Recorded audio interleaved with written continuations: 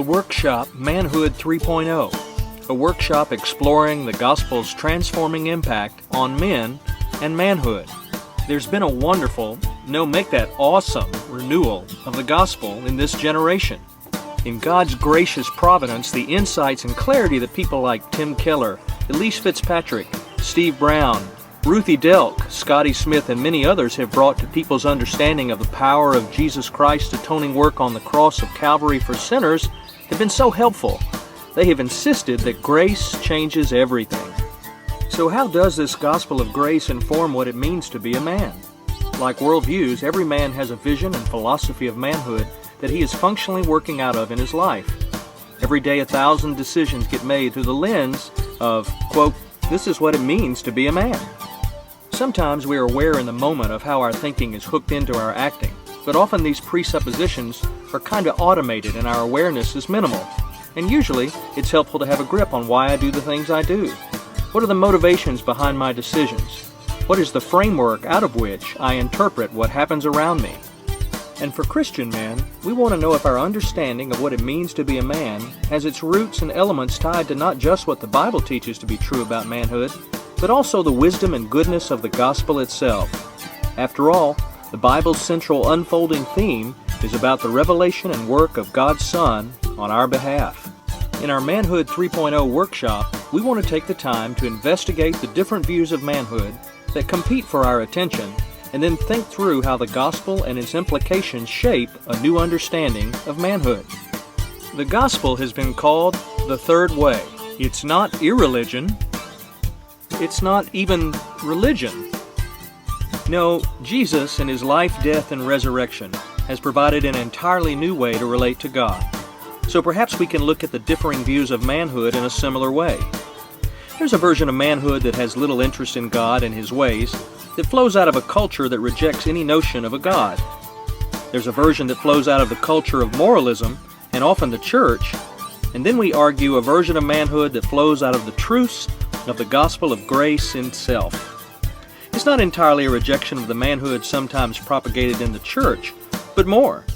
So we're calling what we're arguing for Manhood 3.0. Not anti-moralistic manhood, not moralistic manhood, but gospel of grace manhood. If the gospel tells us that we are more broken and rebellious than we have any sense of, and that, because of Jesus' death for us, we are more loved and accepted than we have even begun to dream, then our understanding of manhood should reflect this understanding. So in our workshop, we want to do a couple of things. First, we want to illuminate the characteristics of irreligious and religious manhood, critique them, and see how they have set up roost in our own brains and hearts. Second, we want to explore how the gospel as a third way informs what it means to be a man.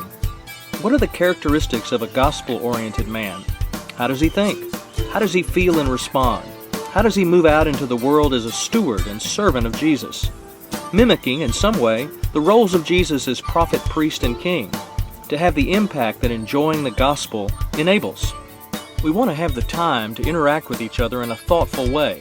Questions and answers. Time for us attending to tell bits of our stories. Listen to our journeys, insights, failures, successes, and desires. To do some diagnostic work as well as some planning forward work. Two of the most skilled pastors of men, Nate Larkin and Pete Alwinson, will be joining us to help facilitate our teaching and interaction. You might be familiar with Nate's book, Samson and the Pirate Monks, or the Samson Society that he helped co-found. And Pete has been on the radio with Steve Brown of Key Life Network for years and planted and served Willow Creek Church in Orlando for 25 years as pastor and discipler of men. We've limited the conference to 60 men so that over the 9 hours of time together, we could really both investigate and interact over the content. This would be a great opportunity for dads and sons to attend, and also for a man to take the insights he gains back to the men in his church. I hope you'll consider joining us in Atlanta on November 15th and 16th, 2013, or in Orlando on January 17 and 18, 2014.